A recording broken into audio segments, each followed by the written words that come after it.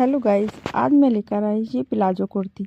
एक नहीं, मैं लेकर आई दो, ये सोचकर कि ये बहुत ज़्यादा खूबसूरत है तो क्यों ना मैं एक नहीं दो ले लेती हूँ, क्योंकि मुझे दोनों ही कलर बहुत प्यारे लगे।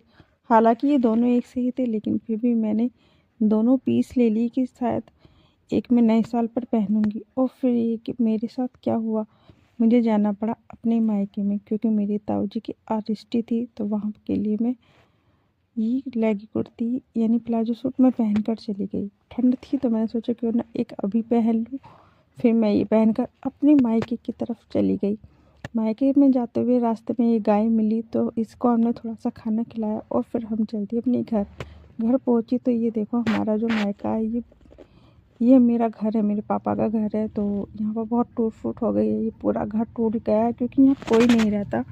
थोड़े दिन पहले ही मेरे पापा ख़त्म हो चुके हैं, तो यहाँ कोई नहीं है और हम सब बहनों की हो चुकी है शादी और भाई हमारे है नहीं।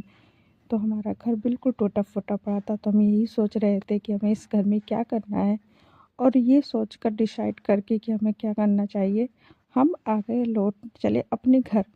घर आ रहे तो काफ़ी हवा चल रही थी और मेरी दूसरी बहन भी थी जो की बाइक पर थी।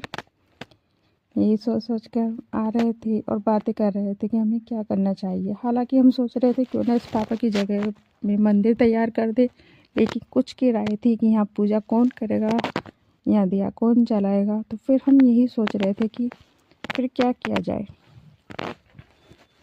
ये सोच कर हम अपने घर आने लगे।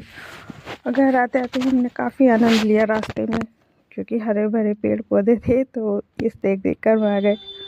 घर आकर मैंने 31 दिसंबर थी तो मैंने आज छोले भटूरे की तैयारी कर ली थी कि रात को खाएंगे। और ये सोचकर हम 12 बज चुके थे तो हम छत पर पहुंच गए और हमने ये काफ़ी पटाखे छोड़े, काफ़ी एंजॉय किया। लेकिन ठंड थी तो मैं तो जल्दी नीचे आ गई और बच्चे एंजॉय करने के लिए लगे हुए थे।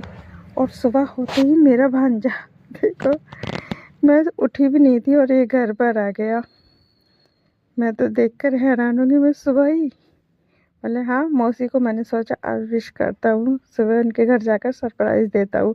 मैं बोली अब आ गए हो तो रजाई में बैठो और मैं तेरे लिए पकौड़ी बनाती हूँ।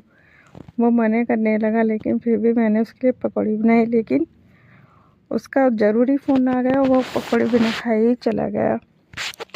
मैंने कोई नहीं, तो बच्चों ने पकौड़ी खा ली और फिर